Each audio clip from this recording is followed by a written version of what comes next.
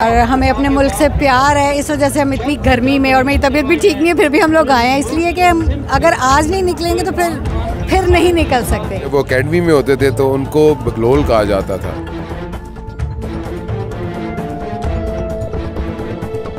अस्सलामुअलैकुम नाजरीन, मैं हूं आपकी होस्ट हफ्सा मिर्ज़ा और आप देख रहे हैं लाहौरी जलवा। नाजरीन, आज पूरे पाकिस्तान में तहरीके इंसाफ ने जलसा इकट्ठा किया हुआ है महंगाई के ख़िलाफ़। हम ये जानना चाहते हैं आवाम से, क्या ये जलसा इतना कामयाब होगा भी या फिर ये बस ऐसे ही हवा में तीर छोड़ने वाला काम है? अस्सलाम वालेकुम। वालेकुम अस्सलाम। मैम, मुझे ये बताएं, इतने रश में, इतनी गर्मी में, इतने पर्दे में आप यहाँ पे क्या करने आई हैं? हम लोग इमरान खान की कॉल पे आए हैं और अपना मुल्क बचाने आए हैं, और हमें अपने मुल्क से प्यार है, इस वजह से हम इतनी गर्मी में, और मेरी तबीयत भी ठीक नहीं है, फिर भी हम लोग आए हैं इसलिए कि हम अगर आज नहीं निकलेंगे तो फिर नहीं निकल सकते। और मेरा एक पैगाम नानी को जो मैं देना चाहूँगी, वो नानी जो हैं वो जहाँ की हैं वहाँ जाके बैठें और अपने पोते पोतियों को खिलाएं, इमरान खान का पीछा छोड़ दें, और जो ये फालतू बकबक इधर उधर करती फिरती हैं ना, वो कम से कम इतना बता दें कि उनका सियासी पार्टी में क्या है, ओहदा क्या है, क्या हैं वो, अपनी हैसियत बताएं, उन्होंने कहाँ से इलेक्शन लड़ा है, वो क्या चीज़ है, कहीं से लड़ के जीत के सीट लें तो फिर आए ना, अपनी थोड़ी सी क्लियर करें पोजीशन को। उनकी पोजीशन का कुछ नहीं पता, आती हैं बकबक करती हैं और चली जाती हैं, मेरी समझ से बाहर है। वो अपना जो उनका केस चल रहा है ना, वो उस केस को ज़रा देखें, वो मुजरिम है, और सज़ा याफ्ता है, और वो बेल पे बाहर निकली हुई है।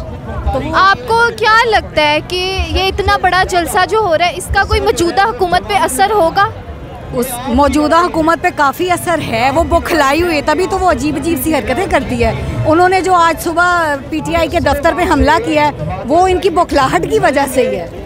ये लोग बौखलाए हुए हैं, इनको समझ नहीं आ रहा ये करें क्या, पागल हो चुके हैं, लेकिन सीट और इक़्तिदार छोड़ने के लिए तैयार नहीं है। अपने लिए, अपने केस ख़त्म करने के लिए आए, आवाम का ये कुछ नहीं चाहते। बहुत ही ज़्यादा बेहिस लोग हैं। मुझे ये बताएं, आपको क्या लगता है कि ये जो जलसा है ये कामयाब होगा या फिर हमेशा की तरह इसको रोक दिया जाएगा, या इसका कोई असर नहीं होगा? क्योंकि अभी तो 270 तक पेट्रोल की आवाज़ है। ये असल में जलसा हो रहा है, इनकलाब नहीं आया। हम लोग तो जहाद समझ के निकले। अगर सारे पाकिस्तान की आवाम इनकलाब समझ के निकले ना, तो इंशाल्लाह जब यहाँ तक आए तो आगे भी कामयाब होंगे। आप एंड पे पाकिस्तानी अवाम को क्या पैगाम देना चाहेंगे? मैं पाकिस्तानी अवाम को पैगाम देना चाहूँगी कि प्लीज़ निकलें, अपने लिए, अपने बच्चों के लिए, पाकिस्तान के लिए। ये जो लोग इक़्तिदार पे बैठे हुए हैं, ये लोग तो खा पी लेंगे, मुल्क ख़त्म हो जाएगा, ये बाहर भाग जाएंगे, हम कहाँ जाएंगे? ये तो हमारा मुल्क है, हमें इससे प्यार है। अगर ये इक़्तिदार पे बैठे हुए लोग जो हैं वो अपनी धरती माँ का सौदा करें, वो तो अपनी माँ का सौदा भी कर सकते हैं। इसलिए मेरा कौम को पैगाम है, निकलें अपने लिए और अपने बच्चों के लिए, क्योंकि हमने तो यहीं पे रहना है, ये हमारा मुल्क है, हम इसको छोड़ के कहीं नहीं जा सकते। एहसन साहब, ये जो आपने स्लोगन पकड़ा हुआ है बहुत ही यूनिक सा है, पर मुझे नहीं पता ये इसका क्या मतलब है, आप मुझे बताएंगे? बेसिकली जो है हमारे इस वक्त आर्मी चीफ़ हैं, एक ज़माने में जब वो अकेडमी में होते थे तो उनको बकलोल कहा जाता था।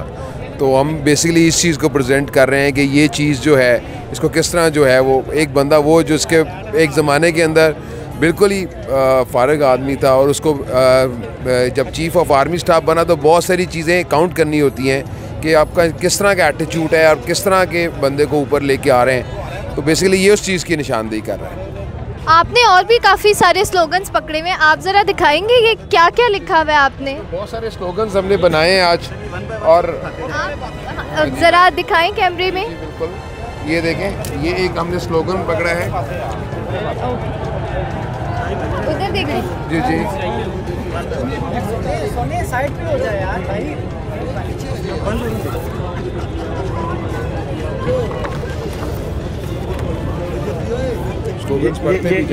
ये स्पेशली हम उन दोस्तों का शुक्रिया अदा करना चाहेंगे क्योंकि वी आर फ्रॉम DHA, तो हमने DHA में कैंप लगाया हुआ है वोट ट्रांसफ़र का।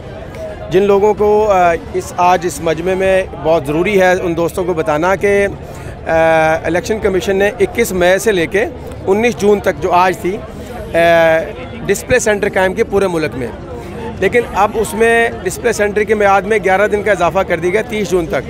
आप तमाम लोगों से मीडिया के तवज्जुह से गुजारिश है कि सब लोग अपना आईडी कार्ड नंबर 8300 पे सेंड करें, तो आपको पता चलेगा कि आया कि आपका वोट इंटैक्ट है या नहीं है। तो DHA में हमने 5000 लोगों का जो वोट है वो ट्रांसफ़र कराया है इन पिछले एक हफ़्ते के अंदर अंदर, और हमारा कैंप 30 जून तक लगा हुआ है।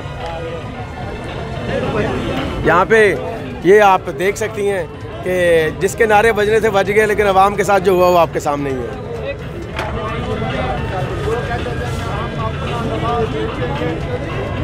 सर, आपको क्या लगता है अगर इमरान खान की हुकूमत होती तो क्या ये महंगाई बढ़ती या नहीं?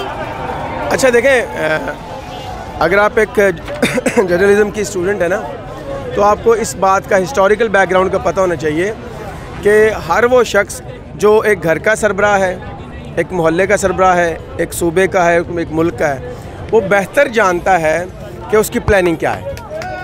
देखें, रशिया यूक्रेन वॉर, उसका डेफिनेटली असर पूरी दुनिया पे है, लेकिन इमरान खान का रशिया का जो विज़िट था ना, वो बड़ा कैटेगोरिकली था और बड़ा स्पेसिफिक था कि हम अमेरिकी जो चैनल है ना उससे निकले और रशियन ब्लॉक में शामिल हों। वो रशिया जिसके पास फुल ऑफ मिनरल्स है, फुल ऑफ रिसोर्सेज है, और वो पाकिस्तान को 30 से लेकर 45% कम रियायत पे पेट्रोल दे रहा था। तो बड़ी प्लान के साथ था इमरान खान का वो टूर कि हम मार्च से लेके जून बजट तक कोई कीमत नहीं बढ़ाएंगे, जून में हमें वहाँ से बजट हम पास करेंगे और उसके बाद हम रशिया से तेल लेंगे तो अपनी आवाम को हम सस्ते दामों तेल दे सकते हैं, जैसा कि इंडिया ने किया।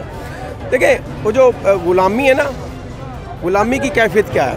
ग़ुलामी की कैफियत ये कि पढ़ते तो आप ला इलाहा इल्लल्लाह, लेकिन किसी भी बंदे के सामने आप झुक जाते हैं। एक कोई फ़ोन कॉल पे वो झुक जाता था, कोई एक विज़िट पे झुक जाता है, किसी को एक हुकूमत का लालच आ गया।